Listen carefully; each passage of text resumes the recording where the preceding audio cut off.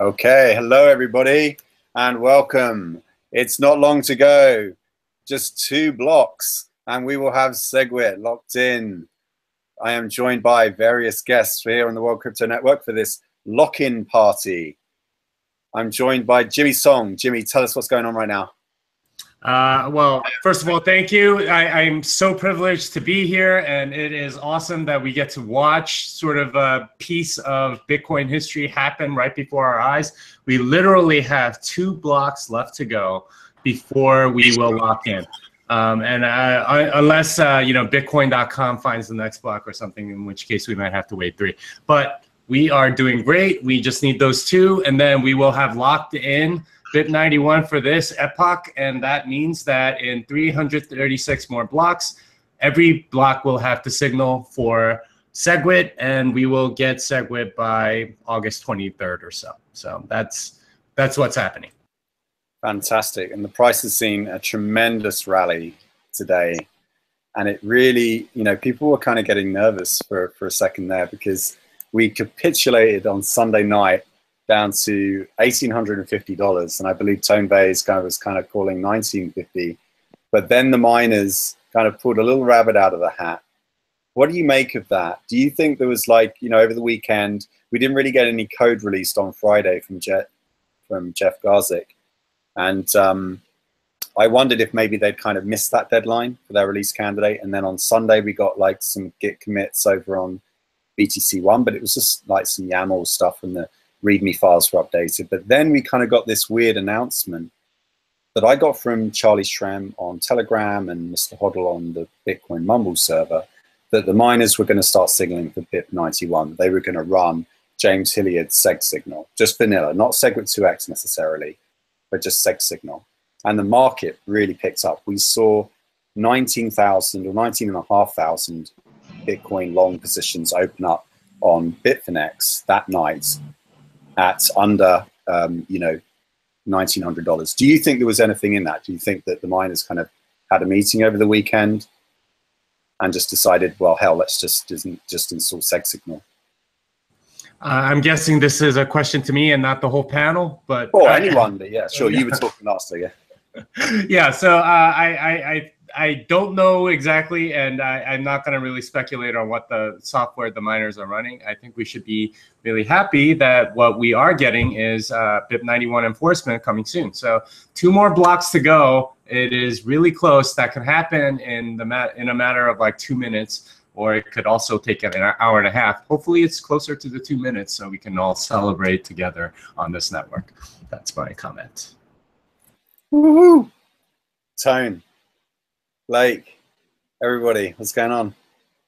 Nothing much. I've been outside in the sun playing with my family all day. My son and I are very, very happy. My son's like, my dad's really happy today. And I'm like, yes, today's a happy day for daddy. So we've been having a blast being outside and stuff. So I actually want to hear what you guys have to say, because I'm a little bit out of the loop from the jubilant celebration here.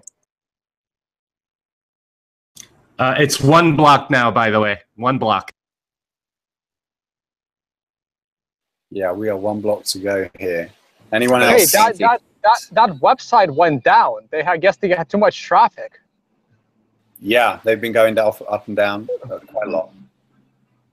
Down for me. So now you got to go to CoinDance to find out, right? Didn't Kyle just compare Bitcoin to the Tulip Mania? I wonder if the websites were going down on the Tulip Mania when they were checking for their own SegWit. Well, these are tulips that can be transported all over the world. They're different to the old tulips. You can send a tulip to anybody now. You can plant a tulip from anywhere, and anyone can receive them. Who else is with us? Who else wants to have a little moment here? We also need to read. Shanine's with us also. You need to read out some comments from the troll box.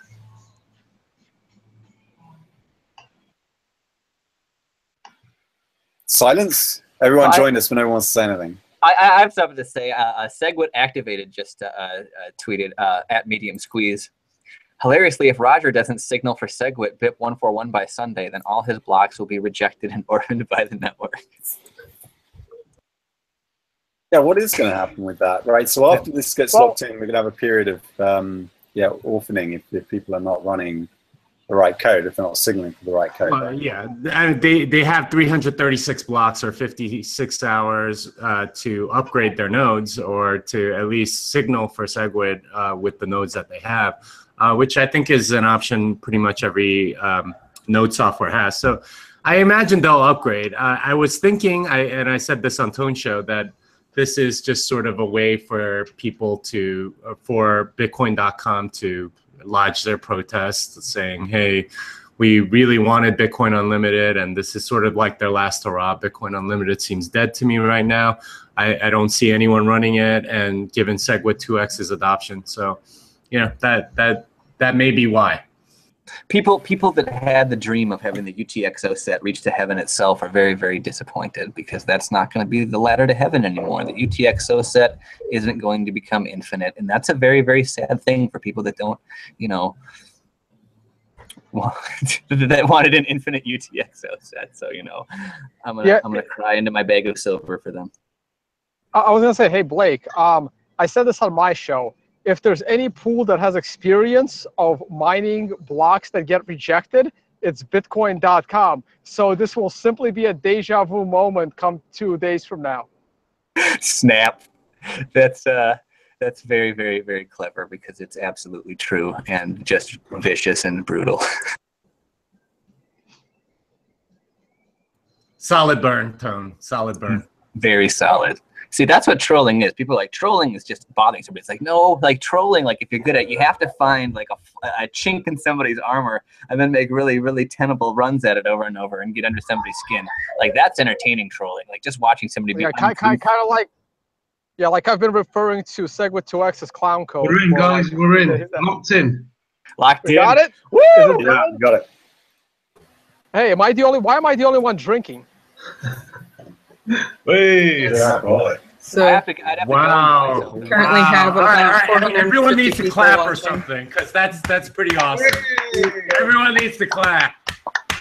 That was awesome. All right, we are in, baby. All right, let's see if the price is moving. Anyone see? Oh man, it's still at 27.95, so it's not moving upward. This is the Sell the News event. Wait, we need sound. What sound does it make when it activates? That's the official sound of the activation right there. I copyrighted it. You saw it here first.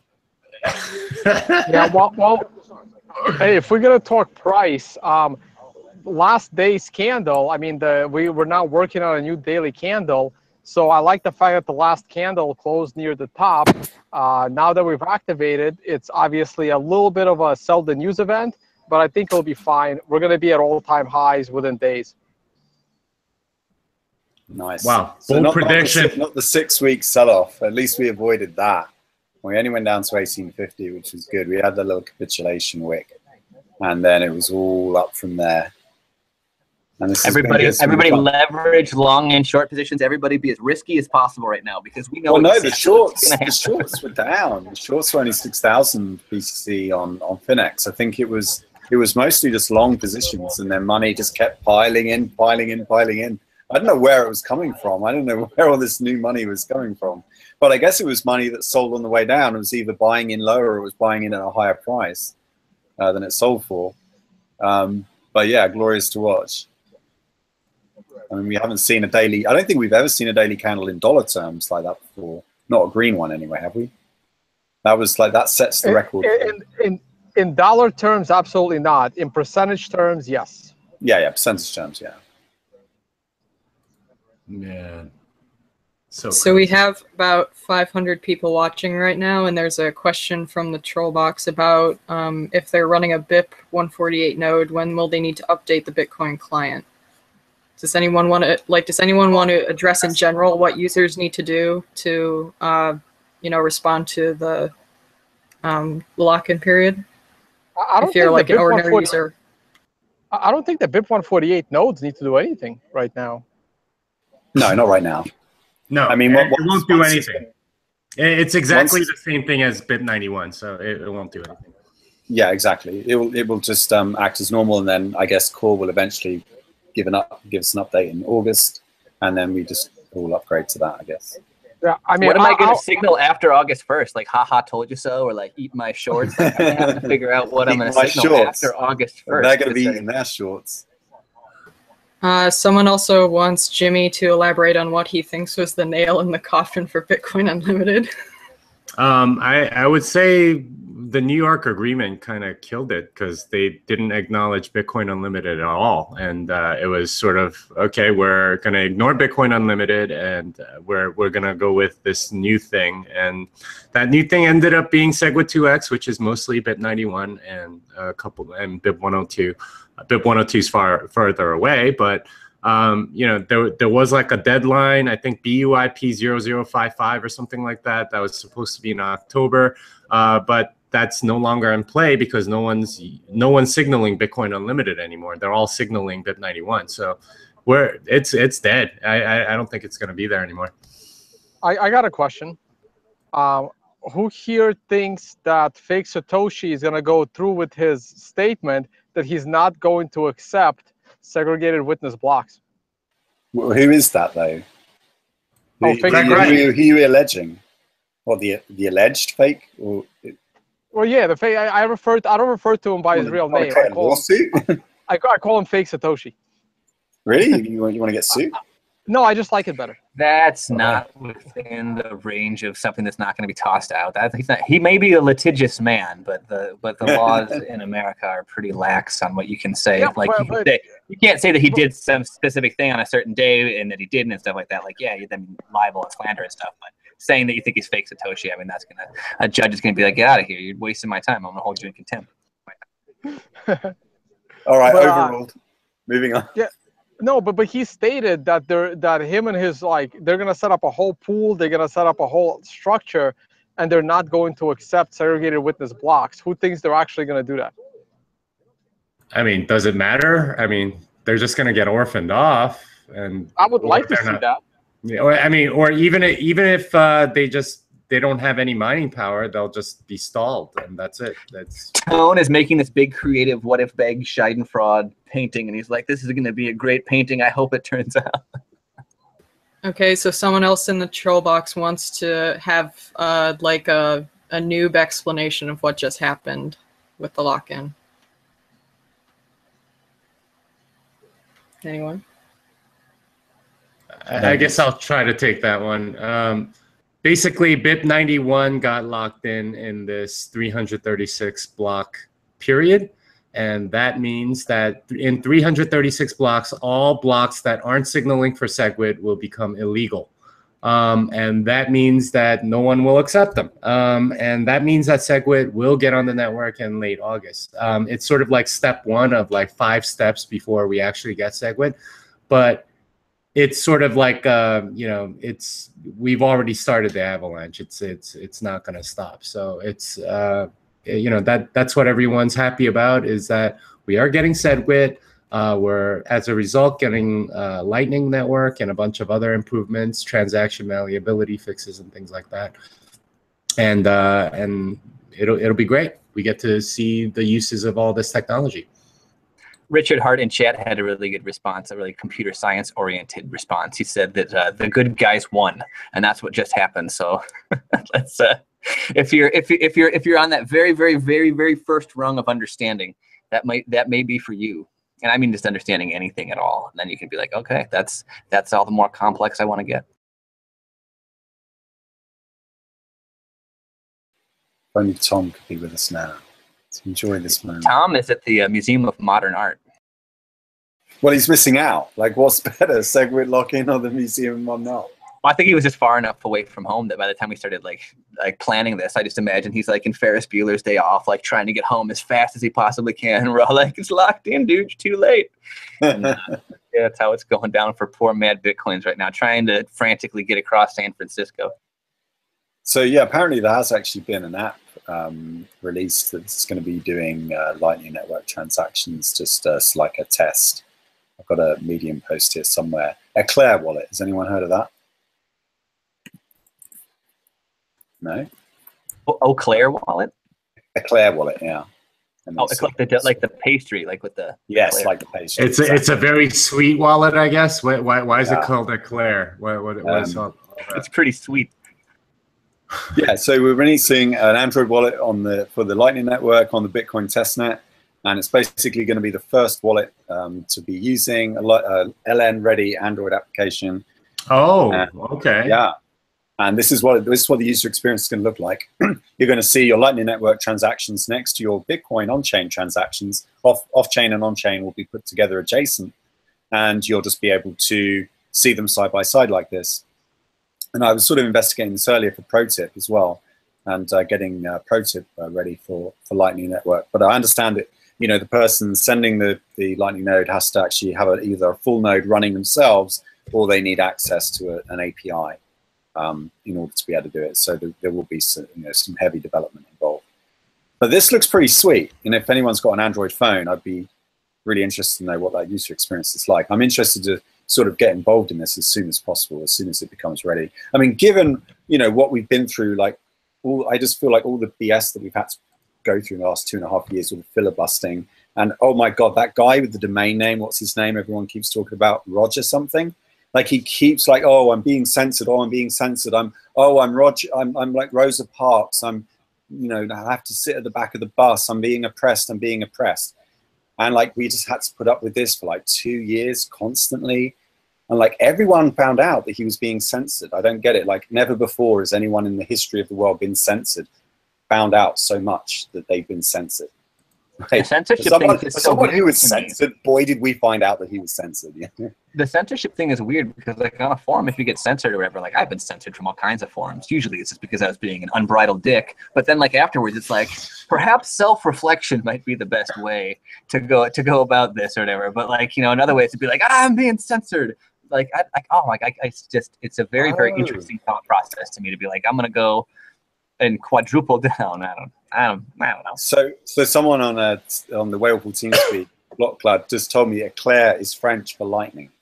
Oh, there you go. So chocolate Eclair is like chocolate lightning. Sounds like the name of like an athlete. Maybe he's making up. Maybe I'm just an idiot because I didn't bother to look that up before I said it. People are just going to start poisoning us with bullshit information. Yeah, there you go. Someone said it. Bullshit to Chris. I'll repeat it on the air. Go research that. Go research it. So, all right. So we should thank our 650 live viewers right now. That's a lot of people.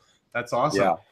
Yeah. Hey guys, I gotta get going. I gotta do a lot of stuff. I'm gonna be on a flight to California at like 6 in the morning. So I'm happy that we got Segwit before I get on the airplane. Usually the craziest stuff happens while I fly across the country, but at least this time it's locked in. Let's hope I get off the plane and nothing changes and we're still at all-time highs. Cool. Well, it is immutable. Sweet. All right, have a good night, guys. Have a good one, man. All right, we're like 2 blocks past what we needed, but we're keeping on building on this thing so it can't get rolled back. So, yay. Are any of the exchanges going to have to increase the number of confirmations? Is there any risk of needing to? Some of the exchanges mentioned that they might want to increase the number of confirmations before they allow a deposit, for example. That would only happen if somebody were doing a fork of BIP91. If a majority of miners don't signal for BIP 141 after BIP91 activation, then that could possibly happen.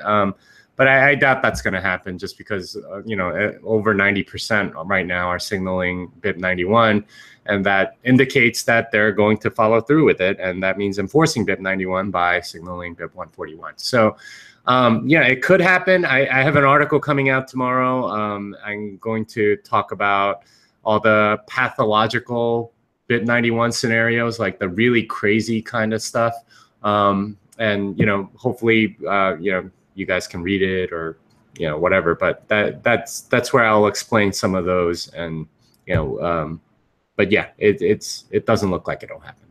Right. You gotta figure out a way to put your charts into Books on Tape, man. I don't know why you won't just accept that advice from me, but get with the fucking program. Use Books on Tape. Yeah, but describe the charts really verbosely. Like you have to describe complex charts. That's the ticket. A blind person needs to be able to have your chart in their mind's eye. Just tackle that and you'll be good. Yeah. Also, are you really listening to books on tape, Blake? Come on now. I listen to YouTube at 200%, but usually I'm watching what they're saying as they Alvin and the Chipmunks along. Oh yeah, I always go 1.5x on all these videos. Some speakers I can do 2x. Almost always I do 2, but some speakers that that have really, really, really compacted content, it's hard to listen to 2x. You're like, okay, and now even I can't unpack this.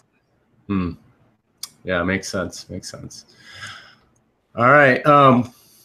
Were you talking, Chris? You were muted that whole time. No, I was talking to Janine here. She's producing the show, going through the troll box. I mean, we're pulling back a little bit on the next daily candle here. We're at 27.39 on Finex. I think that's perfectly understandable. I should also mention that, a couple of dark markets were taken down recently. Alpha Bay and what was the other one? Hansa or something.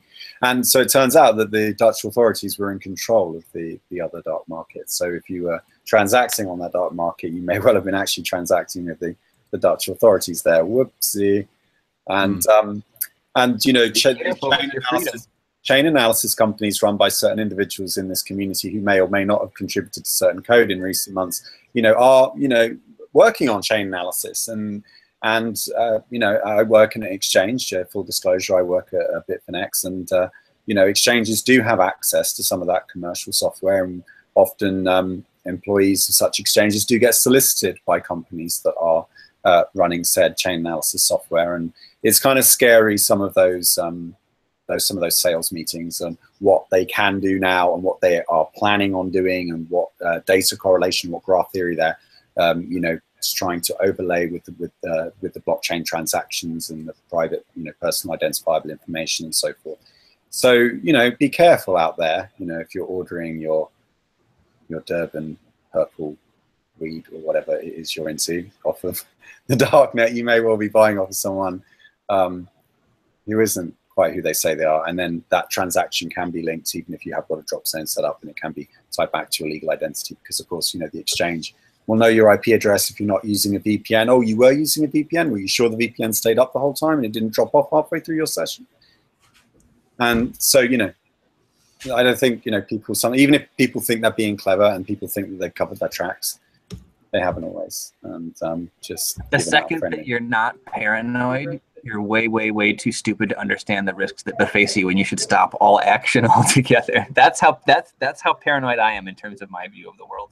The second that you think that you've thought of everything, especially in something with like a large attack vector space, if you're like super confident, you're like, I am at the bottom of the lowest rung on the Dunning-Kruger effect, and I can't even fucking understand the risks that beset me. I had better stop what I'm doing, because if you think that there's no risks in any given endeavor, unless you're extremely, extremely, well versed into a very simple system, you're just plain wrong. And if you start, shouting your opinions out, which you're definitely going to do at the bottom end of the Dunning-Kruger effect, it's going to go badly. So, slock it, and everybody knows that story. So. Yeah. All right, so I just want to note to people that were seeing 500 errors on xbt.eu, they are back. And if you look at their webpage, they have a party parrot, a large animated GIF party parrot that's on there. Yeah, there you go. Yeah, look at that. That is what locking in BIP91 looks like. So that's something for you to just sort of look at as enjoying this moment, this party. I don't know, maybe they're watching the show or something like that, and we said, lock in party, and they said, we should really do party parrot. Maybe that's why they were down. But it's the Bitcoin. It's the Bitcoin version of the chicken, rice chicken. We get a parrot instead. Yeah, party parrot's awesome though. I've seen that in other places, not just Bitcoin. No, I love the memes. But I was going to say about the dark markets. When dark markets get shut down in Bitcoin, it can be very bullish for price. The explanation for that, and some people I bring up because people are asking about it on the other chat rooms as well, is because one of the big selling pressures in the market is when the people that run the exchanges in the dark markets, they sell, right? They cash out, and they're earning a lot of money. So a lot of what creates the buying pressure is people buying Bitcoin so they can buy drugs on Alphabet. But then what creates the selling pressure on the other side is all the merchants and the admins and stuff selling into the market. So whenever those coins get seized Obviously, that's going to create a deflationary pressure on Bitcoin's price, because we assume for a while the authorities are going to be, locking that stuff up for an auction, way down the road. And even when they do get auctioned off, they usually are obviously in an OTC market. That stuff is usually handled privately. It's not just dumped onto an exchange. One would assume that goes to a high net worth individual, someone that is. Did we talk about Dream Marketplace yet? Is Dream Marketplace still up right now?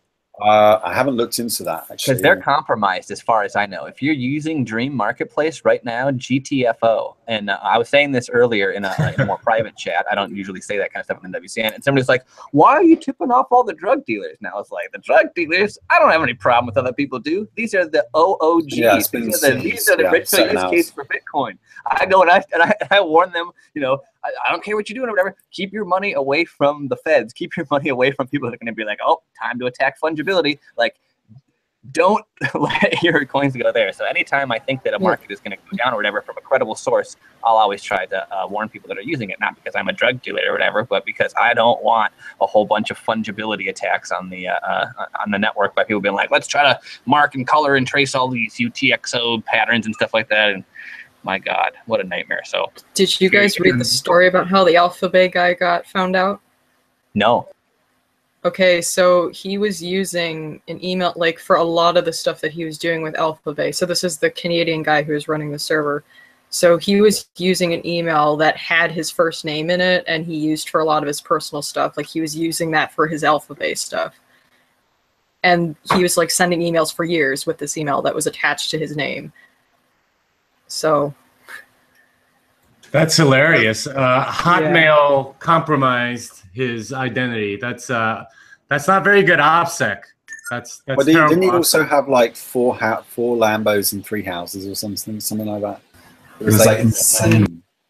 That's like an American Gangster when Denzel Washington gets really, really, really mad at that guy that he gives a big payday to, and he goes and he buys a chinchilla coat. Or it was his wife. Yeah, his wife bought him the chinchilla coat, and he went out, and it was so flashy that people started paying attention to him, and he got in big trouble. He ends up throwing it in the fireplace. Watch that scene before you go buy a Lamborghini with money that was that you don't maybe want people to know absolutely where it came from. Yeah, if you're a drug kingpin, you really can't be flashy, which is kind of weird. But yeah, that's just how it is in this world, I guess. But if you're Bitcoin rich, you can definitely buy Lambos. That's totally okay. Yeah. Well, actually you can't, because in order to get a Lambo, you first have to own an old one. They won't let you buy one new if you've never owned one before. I didn't know that. Yeah, because there are actually rich people in the chat rooms I hang out of who have millions of dollars who tried to buy Lambos. And they couldn't, and they rock up at the place, and it's like, no, you're not allowed to buy one. You have to own a second-hand one first, and because it like they want them to hold their value, I guess. The Lamborghini, the company, and they don't want people just writing them off or driving them badly or treating them badly. So they want you to go buy a second-hand one, own that for like 6 months to a year, and then you can buy a brand new one.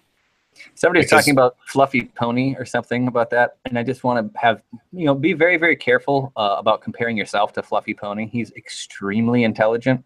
So if most people, in terms of like what you know about like how to keep secure and stuff like that, or how to troll certain systems, if somebody else is getting away with it and they seem like maybe they're kind of like funny and stuff like that, they might have some stuff going on that you're not fully aware of. I wouldn't go around emulating somebody else because you think that what they're doing is safe. Worst case scenario, there's somebody that's, a known actor by certain people trying to get you to do things that are bad. So I don't think Fluffy Pony is that, but be very wary of doing something that you think is going to be okay or safe, because very few other people are doing it, especially if those people are very, very clever and good at covering their tracks. As they said at a poker table, if you don't see a sucker, it's probably you. Yes, the Dunning-Kruger effect rears its head again, because that's another, that's definitely true. And we're also joined by 21 Million Club. Hey, man. How's it going, guys? Hey. Good number. Yeah, I thought about it because I used to have a trading club, and 21 million. You got a Lambo? Hopefully. Hopefully soon. I got in. Everyone who's watching the show right now has got a couple of Lambos on their Ledger wallet. Yeah, I got in early, but not that early. I got in 2011.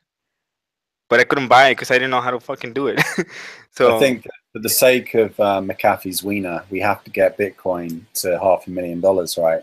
Otherwise, where did that come from? Well, he said he was going to eat his. He said he was going to eat his dong if Bitcoin didn't get. I can't say on live television. He said he would do it on live television, which I'm pretty sure has to be like an X-rated channel or something, because most television channels won't let you do that. But yeah, what I had thought was that somebody tweeted at him something like, you know, you're going to be eating your dong if this doesn't work out because, you know, the blocks will be orphaned. I didn't know that he said it. This makes a lot more sense in terms of how many people are referencing it, because I was like, that's something very specific for so many people to troll him with. But if he said it, like, yeah, somebody get him the salt and pepper.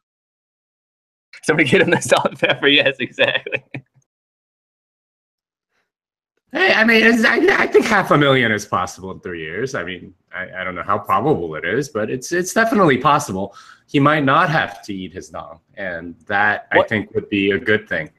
I think fundamentally it's saying, you know, vertical scaling of hard machines that are aimed at stuff is going to beat true computer science that's getting more and more and more sleek and robust. And it's like, that's not a good bet to make, dude. Like, you really don't want to bet that brute force vertical scaling of hard machines and software that's not going to scale correctly is going to beat the entire network working together to try to make things as slick and sleek as they can. Maybe he's totally like betting they're going to have so many more transactions throughput, they're going to compete directly with Visa. But I think that I don't think that people are going to jump onto a chain that has a systemic failure risk just because it runs fast like a zero raid. I think that there's enough people that know that that's not a good idea, that you know, issues as they start to come with trying to use this super vertical approach, you know, heat, concentrated computers and stuff like that. I don't know if it is going to be a good bet to make against decentralized true iterative development. It seems like a very, very, very, very, very wrong bet to make. Right. Well, guys, this is it. It's over. Anticlimactic. I'm looking forward to buying my coffee with Bitcoin. Hey, speak for yourself. It's not anticlimactic. I think it was very climactic, okay? I enjoyed this. I wanted to see it go. Buy my coffee with Bitcoin. I finally, that's what I'd always been waiting for. I wanted to go. Yeah, you can buy his coffee with Bitcoin. You can do it off chain. Don't have to use Dash anymore. Don't have to listen to Amanda. What will happen to Dashcoin? What will be its purpose now? 160 grand to set up a masternode. Is it even worth it? Probably not. Anyway. I don't pay for it. You know, I wouldn't even pay $10 for a masternode. I don't like Dash. Chris Ellis has never climaxed. I love the troll. I love the troll. And then you read it out loud. Yeah, I will read it out loud. I love trolls. I've been restricted from Twitter because I think I annoyed too many Ethereum people. I think that they got a little bit butthurt with my tweeting. Well, I was just, you know, there was Vitalik tweeted that there were concerned trolls out there asking for a hard fork, and I said, they're not really, they're not concerned. They're not feigning concern. They're just trolling you regularly. That's just normal trolling. That's not concern trolling. No one was pretending to care about Ethereum last night. Like, it, you know, there was a compliment. The guy that invented Solidity wrote a bad, like, code in Solidity that caused some pretty high-profile ICOs to have to cause some disruption to their funding. Like, millions of dollars were disrupted. I understand that a white hat hacker got, you know, stepped in from the Ethereum Foundation and swept a majority of the coins. But the point is, who the hell's going to trust your software in the future if even their multi-sig coins are not safe? That just feels so. All I said was, it's not concern trolling if you're not faking concern. It's just people asking you to be morally consistent with your decisions. And if $30 million has been moved on the network and people are asking you to hard fork like you did last time, I mean, I think it's it's not an illegitimate question.